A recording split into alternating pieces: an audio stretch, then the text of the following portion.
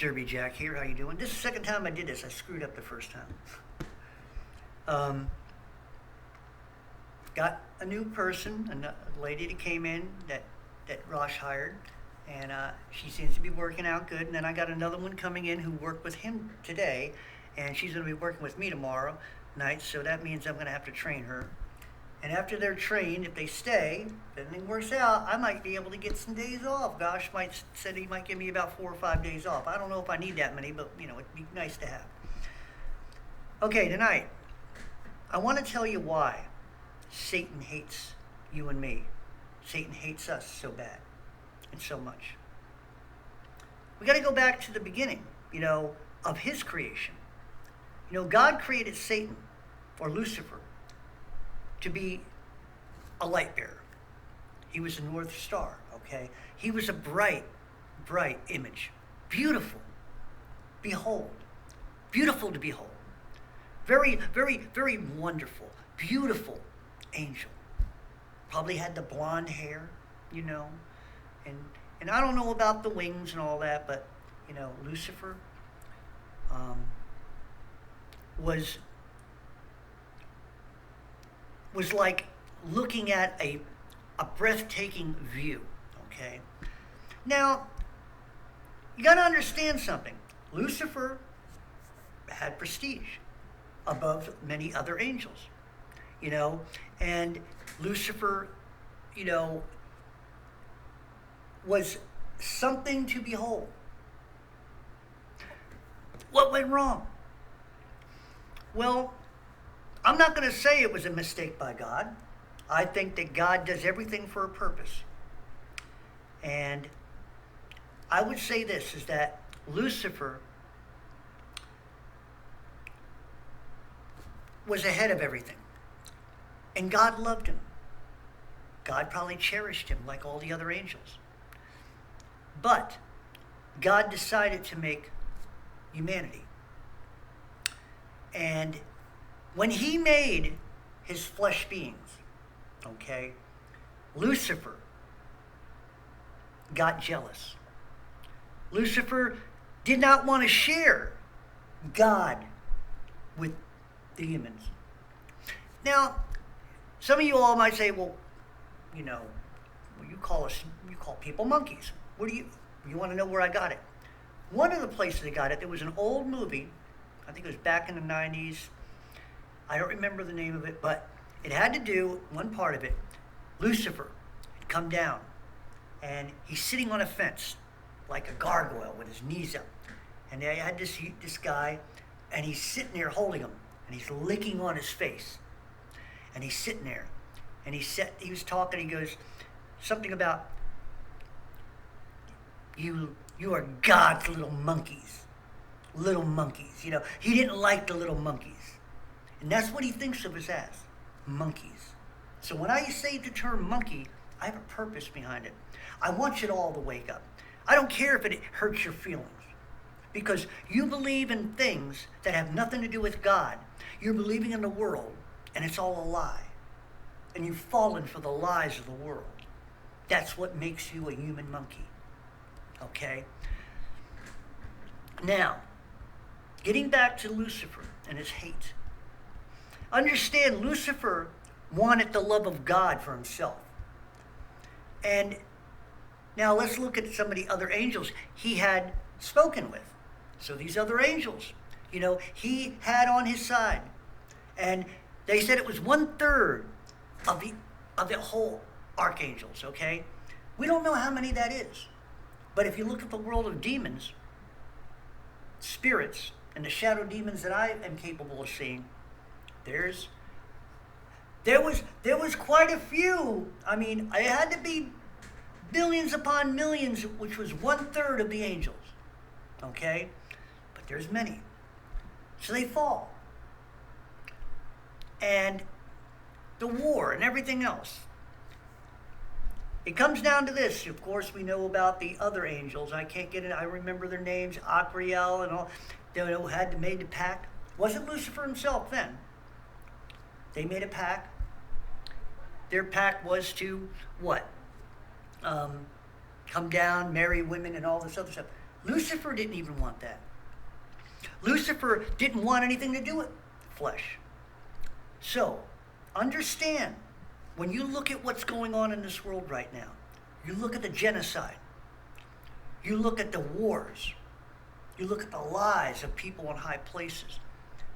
You know, I hate these people, but what I really hate is the demons that are possessing these people. You know, who's to say if Klaus Schwab was not possessed, maybe Klaus Schwab would not be going in the area that he's going. If he was not possessed from the very beginning, maybe there would have been no economic forum. Maybe he would have done something else. Maybe he would have done something great, something good. But he's possessed. And what is he possessed with? The same faculties that are in Lucifer. And so all these people in high places, when they're possessed, the faculty in their mind, the way their brain is working right now, it's like a double-minded. That's what they call a double-minded man. So now, they don't fight it. They think it's their thoughts. They think it's what they think. Lucifer wants control. They want control. Okay? Where do you think they're getting it? From him. It's his will of control. And the demons who work for him, their will for Satan is that they want control too. Lucifer looks at us like a child. You know what those little kids that are evil? You know, the ones who sit there and play with insects and stuff, or beat dogs and stuff like that, have no conscience whatsoever. I knew a kid that would pull the wings off of flies and stuff like that, and laugh. I mean, really. So think of what Lucifer's doing. He's pulling our wings off. Think about that. He's trying to break our wills because he hates us so much. Think about this hate. Now, think about these people who are possessed.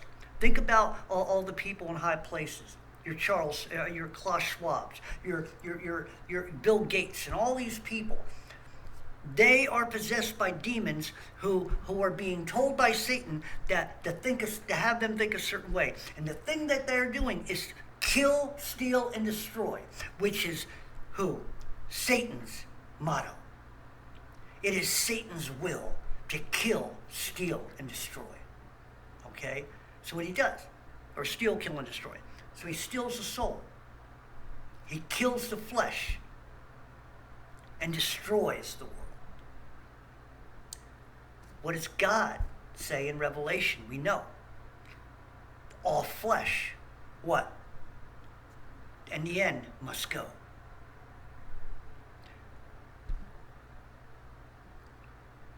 If people are possessed and do not come out when Christ comes, they have to be destroyed. Your mother who never became born again, if Christ were to come down, she'd have to be destroyed if it was too late. Your father, your sister, your friend down the street, your co-workers, maybe you. If you're not born again when Christ comes and there's no chance, your flesh has got to go. You've got to die. That's not God's will. That's because God is going to allow everything that Satan can do up until that point. We go back to Job, and many of you don't like when I say this. You don't want to believe it, but think about it. God and Satan made a wager. The wager was against Job. Oh, I know some of you, I don't like that. Well, I don't care. I don't mean to hurt your feelings, and if I do, you're a weak little wussy, so I don't care. Grow up and grow some balls and listen to what I'm saying, because I'm speaking to you in spirit. Lucifer, Satan, and God. Okay, Satan and God. They had a wager. What did God say? You could do anything to Job.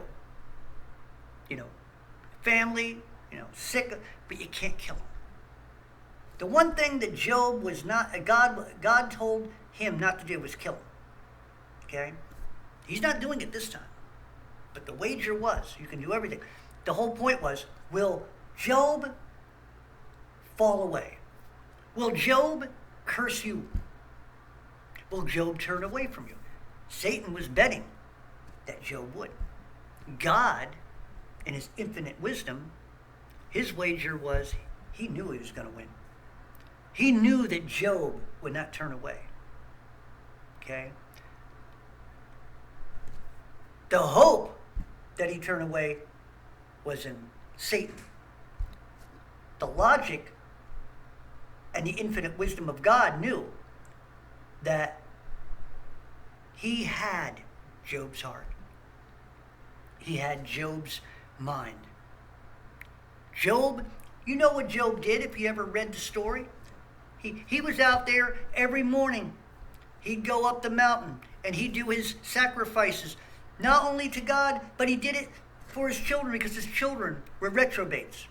His sons and daughters were having sex with one another and all these other things. And they were making him look bad because he was a very powerful man of his province. He was very, very rich, one of the richest at the time, one of the wisest at the time. So now he gets struck. His people working for him, okay, I guess you could say today they're slaves or people work for him, that they came. And of course, you know, his family, his kids, a storm came and killed all his children, you know, and then destroyed all his acres and animals and all that stuff. Then he gets struck, right? And he's got all these moles and all this stuff on him, welts and all this, bleeding and wet, and he's sick as a dog.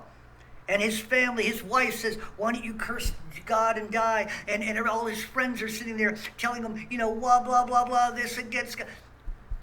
He would not do it. On the edge of almost death, would not do it. And what happened? God and Satan had that talk, and what happened? As you see, my boy Job, he's up and right. So Satan couldn't take him. Satan lost the wager. Job got 7 tenfold, right? He got more than he had before. Why? Because Job stood till the last second. That's the lesson that Job is supposed to teach us. Job went through hell, okay? Satan put him through hell, and God didn't do anything because God knew that Job. Now here's the thing. Does God know whether the wager right now is on us? We are his children. Are we going to turn away from him because of the hatred of Satan? Are we going to be more into the world than we are into God, which is what Satan wants? Satan wants you to love the toys that he gives you. Satan wants you to love the life that he's more. But now, Satan knows. See, something's changing. Now Satan really wants to kill the flesh. Satan hates you. He hates me. And it's being manifested in the real world. This is true evil.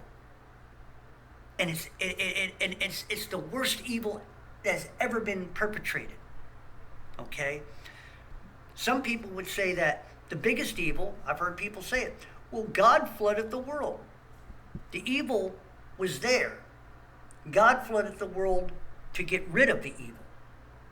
You got to understand what was going on when the flood happened. Evil was everywhere. Men were slaying each other for sport. You had giants eating little people. For a lot of you people who don't understand that, you need to read the Book of Enoch. But there were giants. You also need to write Omic. I forgot the name, but there was a writer back then. And understand, there's so many things that I can't explain to you right now. But back then, there were There were giants roaming the world. They had technology. They don't want you to know about that. There was technology, yes. There were cities, you know. They had things that would probably impress us. A lot of the history that we are being told, and also how many years went by and all that, they have added 1,000 years. Even when you look at the Bible between Malachi and Matthew, why is there supposed to be a 500-year gap? You mean God doesn't talk when 500 years and all of a sudden, he does through Jesus? No, it never made sense. Even when I went to Bible college, I couldn't get a professor to answer that question of why there was a 500-year gap and what happened to God. God didn't do anything in 500 years? So it never made sense to me. So there was a lot of things going on, and God had to take action. So the flood destroyed, but he could only have a few. Now we know that from the Bible, supposedly it states that there was only him and his family who lived, and all others died. But there were others, There were other places, and there are other stories of other people who had survived. So the thing of it was, God had to get rid of the Nephilim blood. He had to get rid of all the evil that was in the world, because he would not be able to get the children that he wanted to worship him out of this lot. Okay?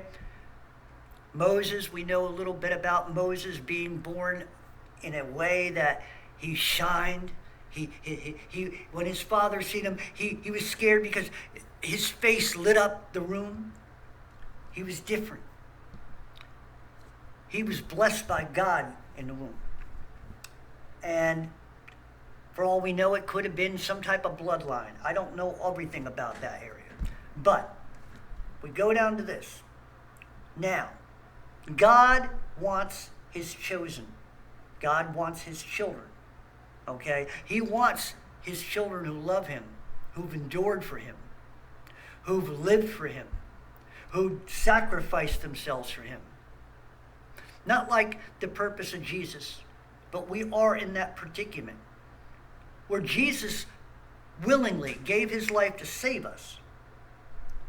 Now, here's the thing. We're in the end times. We know the hate that's out there. We know what's against us. Unfortunately, the human monkeys, the natural, they don't see what's coming. They're getting an idea, but they don't have the spiritual understanding, okay? They're seeing it from a different point of view. They're hearing it from them, telling them, lies like it has to do with COVID, or it has to do with global warming and all this other stuff. So they're working under fear tactics, okay? God's working under strength and growth. God's working under spiritual power. So as a Christian, if you are a true Christian and you're walking in the light of God, you should be walking in spiritual power. If you're not walking in the light of God, then you're not able to have spiritual power. It's as simple as that. And what is spiritual power? The power to overcome the magnitude of hate and destruction. But to overcome the fear of dying. That's what you must overcome. And that's a hell of a thing to say. But you must die before you live. Okay? Now, in saying that, I don't want to confuse you. It says that in the word that, if you try to save your life, especially it makes sense in these last days, what are you going to trust in, or who are you going to trust in? If you're trusting in Fauci, and you're trusting in the narratives because you're afraid to die, then your faith has dwindled. For those Christians out there who are doing everything, they're afraid. You're a Christian. Why are you afraid? You're supposed to rise above that. But Christians are afraid. They're even as afraid, if not more, than the natural man. And the natural man without God has reason to be afraid because they listen to the world. So yeah, if it wasn't for God and you listen to the world, if I listened to the world, I'd be afraid. I'd be scared out of my mind. I wouldn't want to die. And if I didn't believe in an afterlife, of course I would want to save my life. You see what I'm saying? They don't have a true understanding. And there's many Christians out there the same. They want to hold on to what they got. They're afraid. Let me tell you something. The mongrels out there under the gods of Satan, okay, under his let's put it, his hex, let's put it that way, under his spell. People in high places, and also the just regular people. They don't understand that these people want them dead and gone or under control. And they are just mimicking what Satan wants. That's why they are being used. Satan couldn't do it on his own, and his demon spirits had to be possessing people. Okay? If he didn't have his spiritual kingdom of demons, Satan wouldn't be able to do anything. So he's got an army. The army thinks the same way as Satan. They hate you too. And their whole purpose is to be like that little boy. They want to pull at you. They want you to hurt yourself. They want you to have car accidents. They want you to be miserable. They want you to break up with your wife. They want you to, to do stupid things and become a pedophile. They want you to hate. That's what they want to instill in you. That's what Satan wants to instill in you. They want to hate. They want you to hate. And they want you to love. If anything, the closest thing that Satan knows about love is self. So everything the people in Hollywood and the music business and all the things with their little eyes and stuff, it's all self-worship. Self-worship. The only thing that Satan knows about love is himself. He don't even love his demons. He controls them. He don't care about them. But then again, why should he? They're there for the duration until they're taken out. So, they're forever until forever's gone. I mean, you know what I'm saying? They've been around for a long, long time. They ain't going to die out like that. So keep your mind focused, because the manifestation of hate from Satan is now really showing itself through these monkeys. Okay? They want this new world order. They want to control your ass. They want to take everything that makes you you. That's why they want to take everything from you. That's why they don't want you to have ownership of anything. They want to strip you naked. Like Adam and Eve. They want to strip you down. Adam and Eve. We're not talking about clothing here. Adam and Eve, when they lost the perception of knowing God, God spoke and said, "Where art thou, Adam?" He knew where he was. Do you not think God knew? And Adam was ashamed because he recognized at that moment that he was naked without God. Okay? I don't know about all the pictures and I just know from my spirit that the nakedness had to do. You were not clothed with the Spirit of God. God knew this, but he called out to Adam, "Where art thou? Did you do what I told you not to do?" And of course, Adam blamed the woman. Where did he learn it? From the woman. And where did she learn it? From Satan. The beguilement. She learned how to be beguiling because she was beguiled. Satan beguiled her. She beguiled Adam. And Adam learned something and blamed her. And this all came out of hate. So look what comes with hate. Disposition. Look what comes with hate. Lying. Look what comes with hate. Hiding. Look what comes with hate. Fear. Quite a package, isn't it? You know, quite a suitcase of tricks, huh? Whole bunch of hate. Whole bunch of levels. Whole bunch of things. Hate, darkness, death.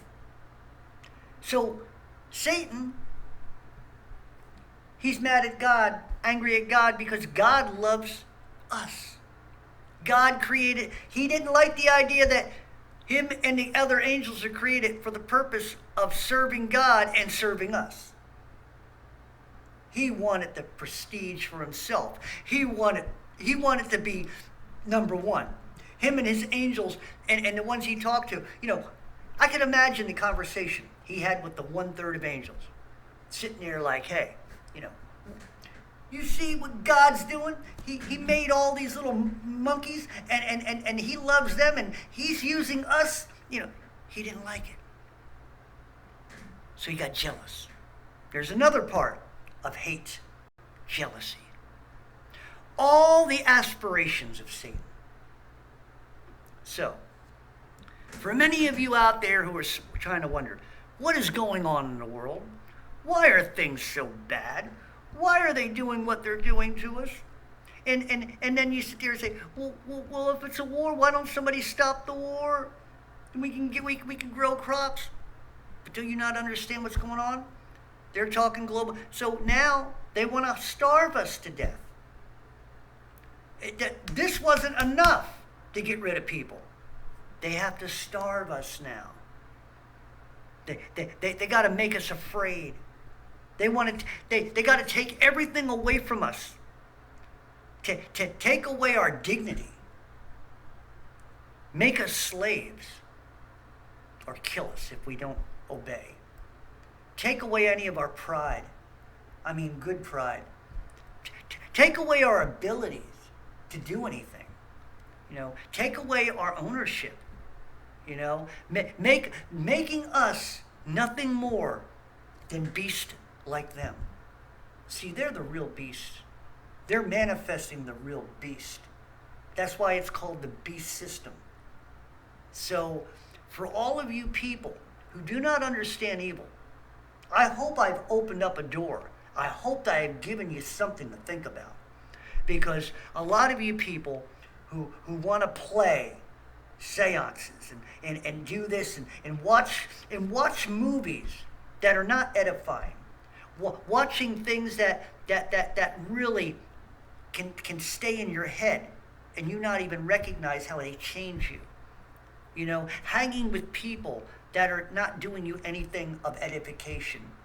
You know, that's what I'm saying. Listening to music, you know, that is not edifying, but makes you feel ill or angry. You know, over sexualization, you know, and the things that they're doing with children. That's how much he hates the flesh. He don't even care about children. He's so indifferent when it comes to mankind. That's Satan. That's the demons. We are to be played with. We are to be fondled with. That's what he thinks of us. Monkeys, animals. And that's what he wants you to think you are. Not a godly child, but an evolutionary animal. That you came from the ooze of the earth, the ooze of chemicals. It's this joined this, and all of a sudden we were made. Yeah, we came out of the ocean. Bunch of bullshit. Never happened. All them bones of Titan beings. Yeah.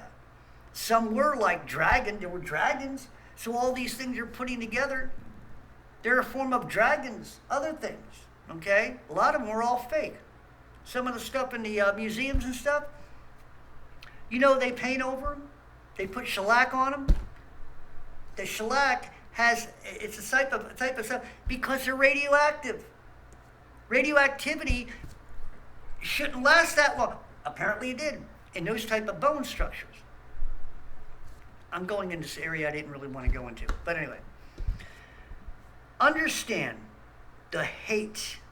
That's what you need to understand when it comes to Satan. Satan is hate. Everything about him is darkness. He can look like light. He can make it look good. You know, he lies out of his ass to make it look good. And, of course, the manifestation, they lie out of their ass to make that look good, didn't they? You know, remember what's his name on television from New York? Oh, a nice hamburger, and he sits there eating, you get a nice hamburger from French fries only if you go and get this. Come on, folks. Was that love? A hamburger for your life? I'm going to say it again. A hamburger and a bag of fries to take your life. Doesn't seem like a bargain to me. But that's hate. Hate can wait. Hate builds up. That's what happened to Satan. He's so clouded with hate, he doesn't recognize what he had because he got jealous. Another form of hate. So listen, folks. You need to pray. You need to keep reading the Word. You need to keep talking. And you need to keep reaching for God. Because it's going to get worse. And I'm telling you, you need to build up that spirit. You've got to let the spirit grow in you. You've got to let the knowledge and wisdom grow. Because I'm telling you right now, what's going on, the things that are happening around this world right now, it's getting worse. The winter is going to be bad. You think people are dead? You think that people are dying now? You haven't seen shit yet. They're not done. There's more to come. And it's going to get devastating. Okay? This country, the morons in this country have not seen the truth. It's going to come one of these days. Everything's going to stop. My business. I know that a time is going to come. I've talked to my boss about it. Do you not know, Ross, that the day is going to come, they're going to shut us down again, and we're not going to be able to open up? He understands. He knows. But what do? You got to live your life now. That's the whole part of this whole thing. Can you still maintain? I mean, for as long as we have, I'm stocking up. I'm doing what I can. But, you know, I'm a person that's like, I was doing all that and all that. But you know what? What good is it going to want to? What good is it to want to live in that utopia, the dystopian kind of world, to where you have no rights to do anything, to do what you want to do? If you all seen the Orwell movie, 1984, whatever. I mean, what's it? You come home and you got to go in front of a screen and let them know that you're home at a certain time. I mean, come on, man. I mean, I don't want to live that way. And if you want to live that way, if you think that's what it's worth living, that's what I keep telling you. The Word keeps telling us. Try to save your life. You will lose your life. What's good of trying to save your life in a world that don't want you? Let me say that again. What good is it to want to live in a world that doesn't want you? This world doesn't want us. And guess what? I don't want it. I'm not of this world. Yeah, I was born into it, but what's inside me and what my soul is, I'm up there. So I don't love this world either. The world don't love me and I don't love it. Why would you want to stay in a world that's going to make you miserable? Why would you want to live in a world that would make you miserable? What would be the purpose of it? I mean, what good would come? Don't you think that you would eventually begin to hate if you lived in it long enough? I mean, if there was no hope, if there was no God, that would be if we had to live in that world, what hope do you have? So, my hope is in my Savior. I believe that He's coming for me. That's my hope, to get me off this rock of hell and get me away from hate. I want to leave hate behind. I don't want to live in hate anymore. I don't want to live in death and destruction anymore. I want to live in light of life, the life of light. I want to live in beauty. I want to live in peace. The world does not offer that. Satan doesn't offer that. The demon spirits do not offer that. Only God offers peace. So think about all this. Understand your enemy. Know who he is. Understand his purpose. Understand his emotional feelings against you. Satan hates you. All you people who follow Satan, all you people who say you're Satanists, you're idiots. He looks at you like he looks at me. You're a jackass. I don't like using my name in vain, but he looks at them like an ass. He laughs at them. And he throws he tells the spirits, go ahead and play around with them. Make them think so, So they think they got power. They think they got this. And he don't mind when they get babies and stuff like that. They wanna have sacrifice and stuff. He laughs at that. He loves it. They're just doing his bidding. And they think they're getting all this power and all this prestige. They're gonna die also. He don't give a crap about them. He don't want nothing to do with them monkeys. He's using them. And they think, well, we're Satan's people. You ain't Satan people. You're just a flesh bag who got manipulated, and he's using you. So all you so-called Satanists, you're a bunch of idiots, a bunch of monkeys. That's all. You're just doing Satan's bidding. You ain't worth anything to him. A lot of people out there aren't Satan. They're just living their lives, and they don't go into God. He don't even bother with them. I'm telling you, a lot of people, he don't bother with them. They're doing exactly what he wants. They're not coming to God, so he has no purpose to deal with them. He knows they'll be taken out sooner or later. And he knows they belong to him. Do you see how everything works? Remember, Satan isn't stupid. He's foolish, but he's not stupid. Never take Satan as being stupid, or the demon spirits. You need to know your enemy. Okay, I've said my piece. Derby Jack out, and I'll see you all on the other side.